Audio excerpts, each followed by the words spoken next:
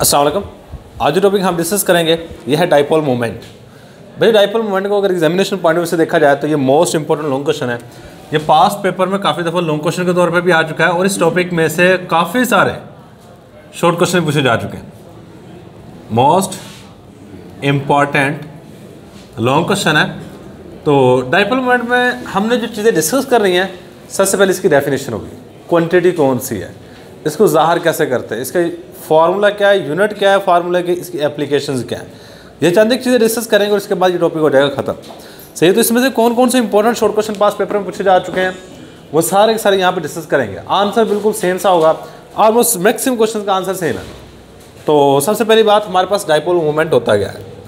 भाई देखो मेरे पास ना दो चार्ज बॉडी है, मैं कहता हूँ ये HCl है, मैं सपोज करता हूँ ये मेरे पास क्या है HCl। हाइड्रोजन के ऊपर चार्ज पार्शियल पॉजिटिव होता है और Cl के ऊपर चार्ज पार्शियल नेगेटिव होता है। मैं सपोज करता हूँ एक चार्ज ये है जिसके ऊपर चार्ज कौन सा है, पॉजिटिव, एक चार्ज बॉडी ये है जिसके ऊपर चार्ज है नेगेटिव। चलो मैं इसे ये सेंटर है इन दोनों का, इसके ऊपर पॉजिटिव चार्ज है और इसके ऊपर नेगेटिव चार्ज है। अब इन दोनों एटम्स के ऊपर चार्ज कितना है, इसको Q से रिप्रेजेंट करेंगे। जो भी चार्ज होगा इसको किससे रिप्रेजेंट करेंगे, Q से। और इन दोनों एटम के न्यूक्लियस के दरमियान के फासले को हम R से रिप्रेजेंट करेंगे। Basically dipole moment is a product of charge and the distance between two nuclei of two atom. दो एटम के न्यूक्लियस के दरमियान के फासले और इनके ऊपर कितना चार्ज है, इन दोनों को मल्टीप्लाई करोगे तो हमारे पास कौन सी चीज़ आएगी, डाइपोल मोमेंट। देखिए हमने डाइपोल पढ़ा हुआ है। डाइपोल का लफ्ज़ी मतलब होता है दो pole, di mean two, pole mean सिरे कहते हैं। डाई मीन क्या होता है, टू, और पोल मीन होता है सिरे। मतलब ऐसे कंपाउंड जिसके ऊपर partial positive partial negative charge create हो उसको हम डाइपोल का नाम दे रहे होते हैं। अब कोई बंदा आपसे पूछ रहे देखो इसके ऊपर पार्शियल पॉजिटिव इसके ऊपर पार्शियल नेगेटिव है, सेम बात हमारे पास वाटर है, इसके ऊपर भी चार्ज पार्शियल नेगेटिव है पार्शियल पॉजिटिव है। तो आपसे कोई बंदा अगर पूछ रहे कितना पॉजिटिव है या कितना नेगेटिव है, इस चीज़ को मेजर करने के लिए हमने एक पैमाना बना रही है, डाइपोल मोमेंट है। किसी चीज़ के ऊपर कितना पार्शियल पॉजिटिव चार्ज है कितना पार्शियल नेगेटिव चार्ज है, इस चीज़ का पता करने के लिए हमने कौन सी चीज़ बनाई, डाइपोल मोमेंट। और हर मॉलिक्यूल का डाइपोल मोमेंट निकाल के हिस्ट्री में लिखा हुआ है, आप बुक्स में काफ़ी सारी एग्जाम्पल दे रखी हैं तो उनको देख लीजिएगा। तो सबसे पहली बात हमारे पास डेफिनेशन होगी। डेफिनेशन बिल्कुल सिंपल सी है, जो अभी मैंने बात कही है यही इसकी डेफिनेशन है। डाइपोल मोमेंट क्या होता है, the product of, the dipole moment is a product of, dipole moment is the product of, is the product, product कहते हैं हासिल ज़रब को, प्रोडक्ट ऑफ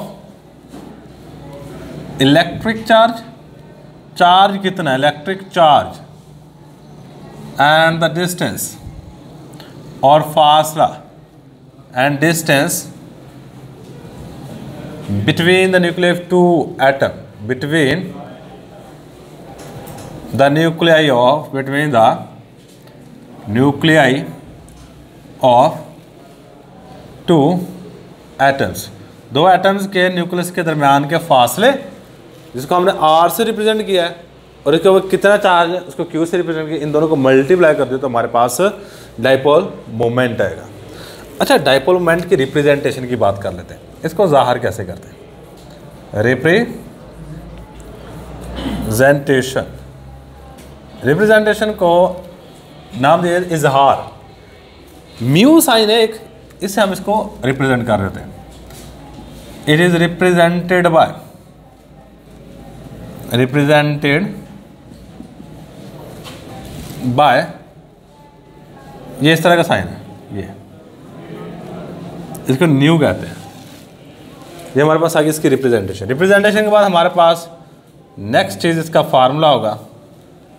भाई अगर फार्मूला देखा जाए तो हमारे पास बराबर होता है dipole moment is equal to, जो ऊपर बात लिखी हुई है उसी को पहले मैं एक दफ़ा लिख लेता हूँ, dipole moment is equal to charge multiply by distance, multiply by distance. भैया डायपोल मोमेंट को रिप्रेजेंट करते हैं न्यू से, चार्ज को रिप्रेजेंट करते हैं क्यू से, और डिस्टेंस को रिप्रेजेंट करते हैं आर से। तो ये आगे थे हमारे पास फार्मूला। अब इसके बाद जो नेक्स्ट एक चीज़ याद रखनी है बच्चे, वो है ये क्वांटिटी कौन सी है। डायपोल मोमेंट स्केलर क्वांटिटी है या वेक्टर क्वांटिटी है। तो याद रखिएगा dipole moment is a vector quantity. और वेक्टर क्वांटिटी कौन सी होती है, जो डायरेक्शन और मैग्नीट्यूड दोनों पे डिपेंड करे। सही, तो यही बात हम यहाँ पे लिखेंगे, dipole moment is a vector quantity. Vector quantity, ये वेक्टर क्वांटिटी होती है, एंड इट हैज़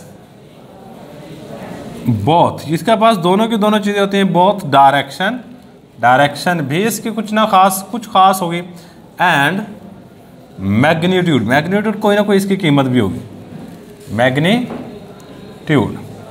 इसको ज़ाहिर करने के लिए पता क्या करते हैं हम, नेगेटिव से पॉजिटिव की तरफ एक एरो लगाते हैं इसको ज़ाहिर करने के लिए। और जो एरो है इसके टेल नेगेटिव साइड पे होगी और इसका जो हेड है एक साइड पे होगा पॉजिटिव साइड पे। तो यही बात लिखेंगे, a arrow is used to या फॉर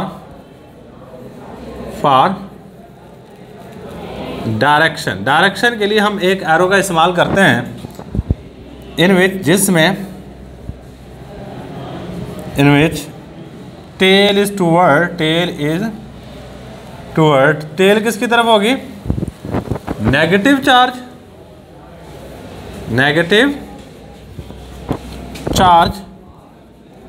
और हेड किस तरफ होगा, and head is toward positive charge, और हेड पॉजिटिव चार्ज की तरफ होगा। ये बात आपने याद रखनी है बच्चे। क्वांटिटी होगी, क्वांटिटी के बाद हमारे पास नेक्स्ट जो चीज़ आती है वो है यूनिट्स।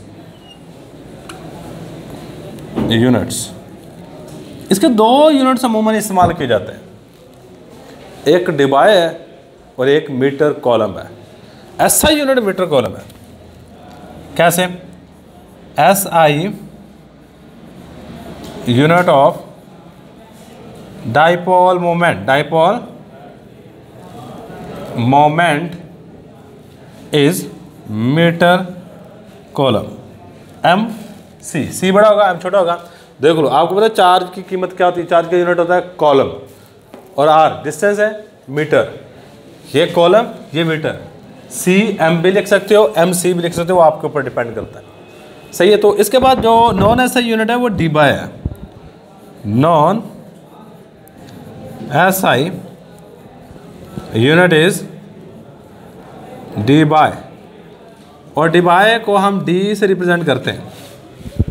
अब इसमें और इसमें क्या फ़र्क रिलेशनशिप है, अगर देखा जाए बच्चे, 1 डिबाई बराबर होता है 3.336 × 10⁻⁻30 मीटर कॉलम के।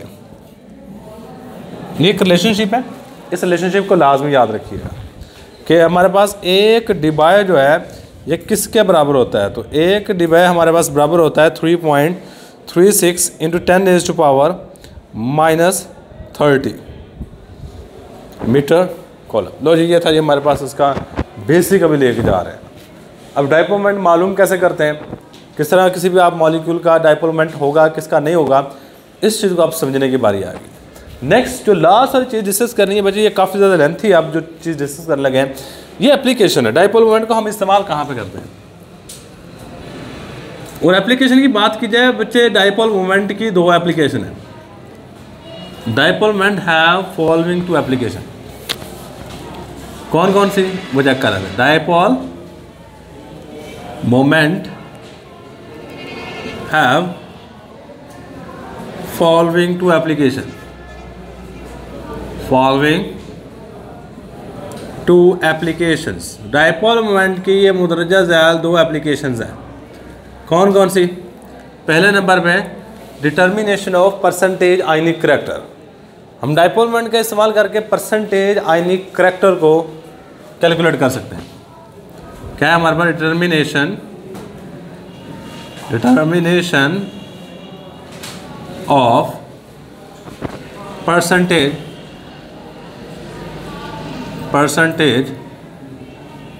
आयनिक करैक्टर। और सेकंड जो हमारे पास एप्लीकेशन है वो है determination of geometry of molecule. Molecule की ज्योमेट्री को भी हम इस चीज़ का इस्तेमाल करके निकालते हैं। मतलब ज्योमेट्री टेट्राहेड्रल होगी, लीनियर होगी, बेंट होगी, ये सारी की सारी चीज़ें हम डाइपोल मोमेंट का यूज़ करके निकाल सकते हैं। तो हमारे पास नेक्स्ट जो है वह है determination geometry of molecule. Determination of geometry of molecule, geometry of molecule, molecule की ज्योमेट्री को मालूम किया जा सकता है। तो सबसे पहले हमारे पास है determination of percentage ionic character. Heading दे, पहली हमारे पास प्रॉपर्टी है डिटर्मिनेशन ऑफ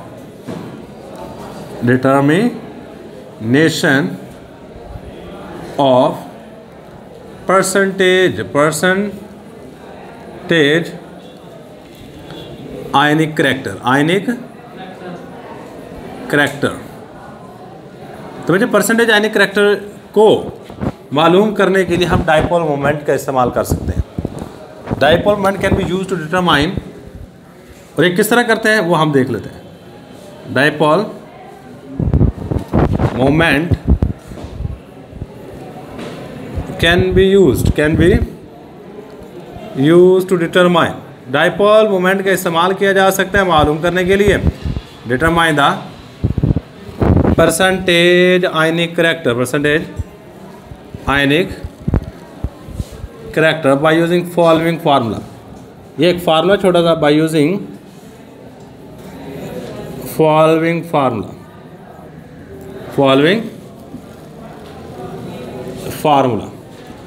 और वो फार्मूला क्या है बच्चा? परसेंटेज आयनिक करैक्टर अगर आपने निकालना है, percentage ionic character is equal to mu observe over mu ionic multiply by 100। और म्यू आपको मैंने पहले बता दिया कि ये डाइपोल मोमेंट के लिए इस्तेमाल किया जाता है। बच्चे म्यू ऑब्जर्व वो डाइपोल मोमेंट है जो एक्सपेरिमेंटली मालूम किया जाता है। वेयर यहाँ पर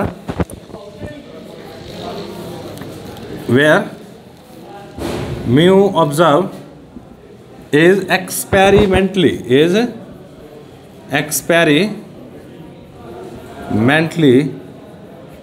determined, ये एक्सपेरिमेंटली मालूम किया डिटरमाइंड वैल्यू ऑफ डाइपोल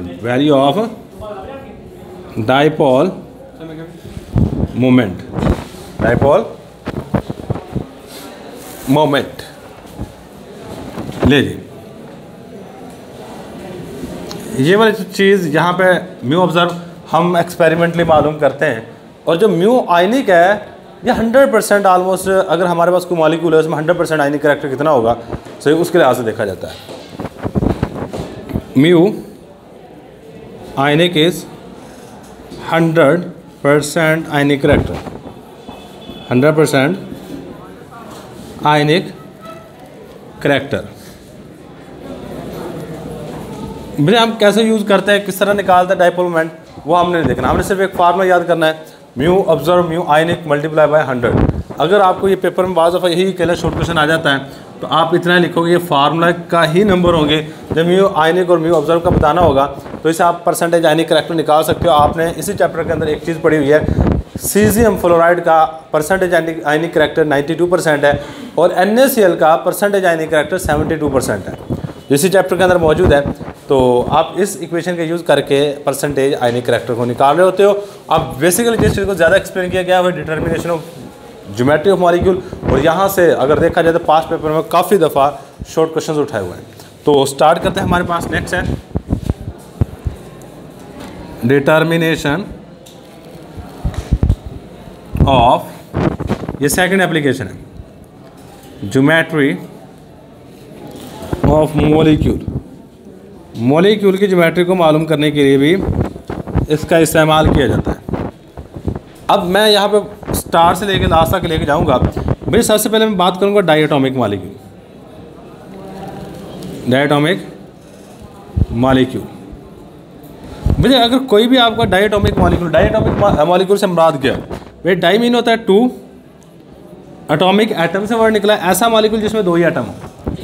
सही है। तो हमारे पास अगर देखा जाए बच्चे, इसकी सबसे बेस्ट एग्जांपल है कार्बन मोनोऑक्साइड। इस तरह का ये कार्बन मोनोऑक्साइड है। अगर इसका डाइपोल मोमेंट की बात की जाए बच्चे, अगर डायटोमिक मॉलिक्यूल, इसका एक बात याद रखिएगा, हमेशा डाइपोल मोमेंट होगा। अगर वो पोलर है तो, अगर नॉन पोलर है तो उसका डाइपोल मोमेंट हमेशा 0 होगा। सही है। 2 हमारे पास मॉलिक्यूल है, इसका जो डाइपोल मोमेंट है बेशक वैल्यू याद रखो या ना रखो। सही है। अच्छा, आप किसी चीज़ का डाइपोल मोमेंट कैसे निकाल सकते हो? इधर देखना, आपको बच्चा लिखेगा नहीं, आप मॉलिक्यूल देख के बता दिया करोगे कि इसका डाइपोल मोमेंट होगा या नहीं होगा। मेरे पास एक सपोज कर लो, ये यहाँ पे कोई जिस्म पड़ा हुआ है, ये बॉक्स रख लेता हूँ, कोई भी शायद हमारे पास पड़ी हुई है। मैंने क्या किया, यहाँ पे एक रस्सी डाली, इस साइड पे लगाया, एक रस्सी डाल के इस साइड पे कर दी। यहाँ पे एक बंदा पकड़ के इसको खींच रहा है और इस साइड से एक बंदा इसको पकड़ के खींच रहा है, और दोनों की ताकत बिल्कुल सेम है, किसी की भी ताकत कम या ज़्यादा नहीं है। तो क्या होगा कि ये जो बॉक्स है ये किस साइड की तरफ जाएगा? ये यहीं पे रहेगा। अगर कोई शय जो दरमियान वाली शय जो बिल्कुल मिडल में होगी वो अपनी जगह पे रहती है, तो केमिस्ट्री में कहते हैं जिसका डाइपोल मोमेंट 0 है। हाँ, सपोज करता हूँ अगर मैं इस तरह कर देता हूँ, एक बॉक्स है, अब एक बंदा यहाँ से खींच रहा है, एक बंदा यहाँ से खींच रहा है, एक बंदा यहाँ से खींच रहा है। सही है। इस साइड की तरफ भी उतनी ताकत वाला बंदा, इस साइड भी उतनी ताकत वाला, इस साइड में उतनी ताकत वाला। तो ये जो दरमियान बॉक्स है किस साइड की तरफ जाएगा? किस साइड में जाएगा? ऊपर की तरफ जाएगा या नीचे की तरफ आएगा? हमें लगता है कि नीचे की तरफ आएगा, यहीं पे रहेगा। आपको ऐसा लग रहा होगा कि ये 2 जो हैं ये बिल्कुल नीचे की तरफ आ रहे हैं, एक ऊपर। ऐसा नहीं है, इन सब के दरमियान में इक्वल फासला है, ये अपनी जगह पे रहेगा। हाँ, अगर मैं इस तरह कर दूँ, सपोज करता हूँ, ये मेरे पास एक इस तरह है, एक इस तरह, ये यहाँ पे नीचे की तरफ खींच रहा है, यहाँ पे एक बंदा नीचे की तरफ खींच रहा है। क्या अब ये बॉक्स हिलेगा? हिलेगा। अब इसका कुछ ना कुछ डाइपोल मोमेंट होगा, कुछ ना कुछ होगा। मैं सपोज करता हूँ बॉक्स पड़ा हुआ है, इस पर एक ही बंदा खींच रहा है, क्या बॉक्स अब हिलेगा? हिलेगा। अब देखो यहाँ पे सेम बात याद रखिएगा, जो ऑक्सीजन है ये इस एटम को खींचेगा। अगर यहाँ पे ये कार्बन है और ऑक्सीजन के साथ जुड़ा हुआ है, अगर ऑक्सीजन खींचता है तो कार्बन इसकी तरफ आएगा, तो इसका डाइपोल मोमेंट होगा। अगर जो चीज़ दरमियान में लगी हुई है वो अपनी जगह से जाती है हिल, तो उसका डाइपोल मोमेंट होगा। अगर वो अपनी जगह से नहीं हिलती तो उसका डाइपोल मोमेंट 0 होगा। सो हमारे पास the dipole moment of carbon monoxide is 0.12 debye कहते हैं। इसके बाद बात करूंगा ट्राई एटॉमिक मॉलिक्यूल्स की। ट्राई एटॉमिक मॉलिक्यूल्स, भैया अगर ट्राई एटॉमिक मॉलिक्यूल्स की बात की जाए तो यहाँ पर गौर कीजिएगा। मेरे पास ना पहले नंबर पे कार्बन डाइऑक्साइड है, मोस्ट इंपॉर्टेंट है। अब देखो बिल्कुल सेंटर में कार्बन मौजूद है, दोनों साइडों से 2 एटम खींच रहे हैं। कौन कौन से? कार्बन और दोनों साइडों पे 2 एटम खींच रहे हैं, वो दोनों के दोनों एटम कौन से हैं? ऑक्सीजन के। तो हमारे पास यहाँ पे अगर देखा जाए तो इसका डाइपोल मोमेंट होगा या नहीं होगा?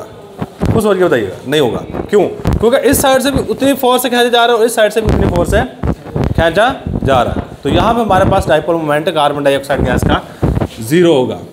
अच्छा, अब डाइपोल मोमेंट 0 है, 3 एटम है। डाइपोल मोमेंट एक ही कंडीशन में 0 हो सकता है, जब तीनों के तीनों एटम एक लाइन में लगे हों। अगर लाइन में नहीं आते तो कभी भी डाइपोल मोमेंट 0 नहीं होगा। और यहाँ से इन्होंने अंदाजा लगा लिया कि कार्बन डाइऑक्साइड गैस की जो शेप है वो लीनियर है। The shape of carbon dioxide gas is linear and it has 0 dipole moment। 0 मैं डाइपोल मोमेंट को ना DM से लिखूंगा, बस आगे लफ्ज़ समझ जाइए। DM लिखूंगा डाइपोल मोमेंट। तो हमारे पास क्या है जी, कार्बन डाइऑक्साइड गैस का डाइपोल मोमेंट 0 है। अब नेक्स्ट एक और लेता हूँ, भैया ऑक्सीजन है, यहाँ पे देखो 3 ही एटम है, ट्राई एटॉमिक की अभी बात कर रहा हूँ, सही है। तो यहाँ पे चेक करो, अगर ये 2 हाइड्रोजन खींच रहे हैं तो क्या ऑक्सीजन अपनी जगह से हिलेगा?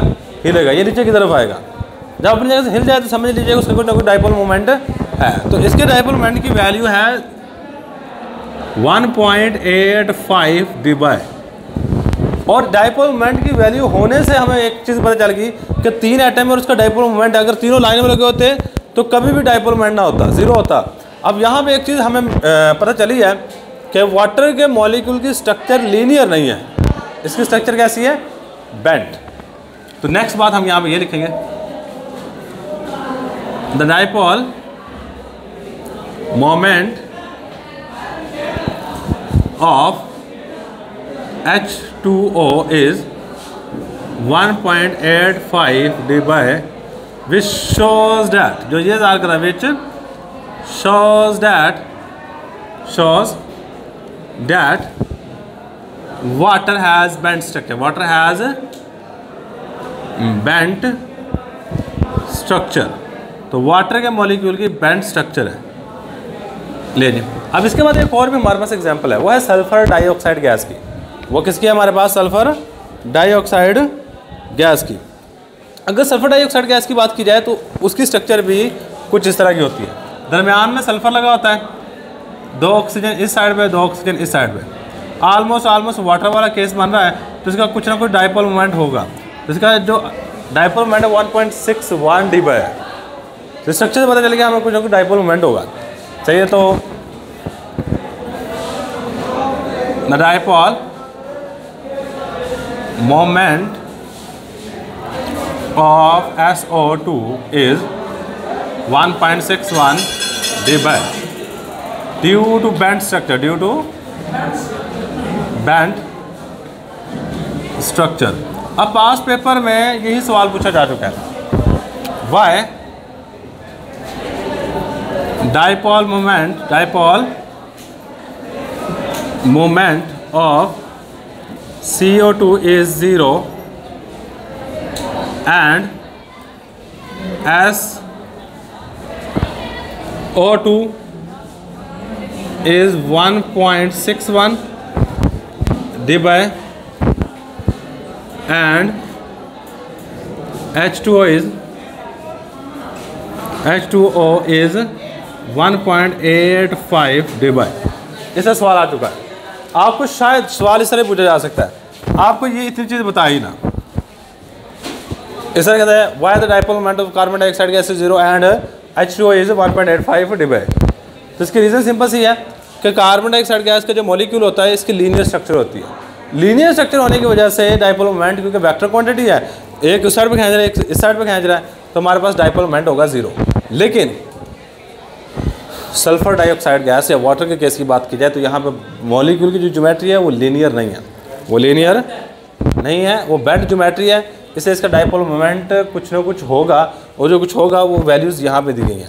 बट एक बात याद रखिए, अगर पेपर में सवाल आ भी जाता है और आपको वैल्यू नहीं देता तो आप गलत वैल्यू ना लिखिएगा, आप वहाँ पे ये लिख दो कि इसका कुछ ना कुछ डाइपोल मोमेंट होगा, इस 0 के इक्वल नहीं होगा।